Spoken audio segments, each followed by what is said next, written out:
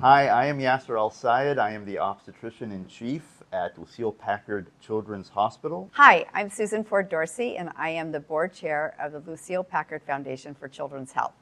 So Susan, I know that in my position serving on the foundation board, just how incredible a philanthropic leader you are and truly how inspiring it is to work with you. Can you say a little bit about what inspires you in this role as the chair of the Packard Foundation board? Thank you, Yasser. You know what inspires me first and foremost is the mission of the hospital. It is to treat every family, every child in our community, in our broad community, and make sure that they get the best care possible. So I'm inspired, one, by our mission, and really importantly, by faculty like yourself who have dedicated their lives to discovery or to clinical care, to making sure that every child gets what they need, every family gets what they need. So it's very easy to be inspired and to want to back that up with financial support. So what about you, Yasser? What inspires you? In my role as OB-in-Chief, I'm really inspired by the actual culture of this wonderful institution of the Lucile Packard Children's Hospital. It's a unique place. Most university hospitals are not what we are. We are a community hospital. We are a safety net county hospital. We are a quaternary, tertiary medical center that serves patients regionally, nationally, and internationally. That is a very unique mix to have. And so I see my role as OB-in-Chief really as making sure all voices are heard, that we have an inclusive, engaged community, and that we see each other as part of a family of care and compassion. And you recently made a gift, which I'm so grateful for, to endow the position of Obstetrician-in-Chief. Can you talk about that? Can you tell us what inspired you to do that? So when I'm inspired by people who came before me, I'm inspired by the mission of the hospital and the focus on families and providing children with the care that they need. I'm also inspired because it pays honor really to three men in my life. The first being my father, who was an obstetrician gynecologist in Watsonville, California, and cared for patients at the community level. He was a very committed doctor and a very beloved doctor, and it was always so fun to walk around town with him on a Saturday, and he would inevitably run into one of his patients. And you know, the admiration and just the affection they had for him meant so much to me. So I also know that he had difficult patients or high-risk patients, and sometimes the deliveries were premature and the babies would come up to Stanford. So he had a relationship with Stanford as well. So the ability to sort of to recognize him and pay honor to him through this work means a great deal to me. And the second is my late husband, who was a real estate developer, and he loved gardens. And being able to support gardens, which are such a natural way for people to heal and to deal with difficult situations. Yeah. So that makes me feel good. I know he would love that. And the third is my son, who was born at Packard Children's Hospital. So it is his humble beginnings. We're right here. So I'm inspired on many levels. But from the philanthropy perspective, it's so important to support the institutions and the organizations in which we live and we work. And my late husband was very big on that. We talked about that all the time. And there's no more fundamental need in a community than taking care of the health of its citizens. And this hospital does that, you know, in an amazing way. So it's an easy thing, an easy organization to get behind, but there's so many facets to it that I find just intriguing and endearing. That is so beautifully stated, Susan, and we are so incredibly grateful for everything you have done and for this gift endowing the obstetrician-in-chief and elevating that position of obstetrics in this way. So tell me, what do you intend to do? Well, I think the beauty of this gift is twofold. One, it is an endowment, which means that it will go on for perpetuity. We will be able to use these resources long after I am no longer obstetrician-in-chief, and for really forever. And that, I think, has so much power and strength and meaning as opposed to a fund that will deplete. So that I think it was a critical part of this wonderful gift. The other is its flexibility.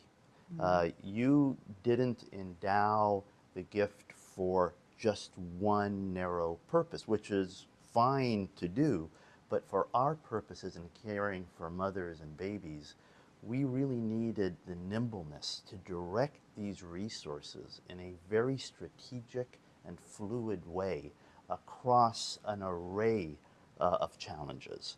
And that is really the power of this gift, is that it encompasses and embraces the totality of maternal, fetal, and neonatal care. So Susan, if we can transition to talk about your gift towards the atrium garden, and what was the inspiration for that gift? So the inspiration for the garden is really rests with my late husband. He was a real estate developer, and he loved buildings. He loved building buildings, but more than that, he loved the environment. He was kind of one of the original founders of the local land trust that would purchase open space and keep it in open space. So he has had great appreciation for the beautiful environment of the Bay Area. And he loved, on a local basis, gardens. So when he was alive and when he was involved actually in the building of the West Building back in the late 80s, and he took that job very seriously and was kind of a consultant to Mrs. Packard. And he loved the gardens and loved the concept of when you first walk in, you see the garden in front of you, and then from every angle in the hospital and whatever floor, you got to see the garden. So whenever I see garden, I think of him immediately and know beautiful. that he would love that. The connectivity of your life and family story to these gifts is profound. From your father being an obstetrician to your husband and his involvement in the West Building, which was the original Packard Hospital, and the love for the landscape and the healing part of the landscape. I mean, that's just an amazing legacy and an amazing story. So Yasser, that's what makes the hospital so special to me. What makes it so special to you? Well, so many reasons. On a personal level, I came to Stanford as an intern 35 years ago. So this hospital is my home. I have spent decades walking its halls. And what has struck me and what has been so meaningful to me is, although there has been such a dramatic change in terms of growth, the mission, the vision never changed. It was always there. It was always consistent. It was always directed towards care, compassionate care, access to care, and being an open place for healing for everyone. And its growth and the growth that we have built together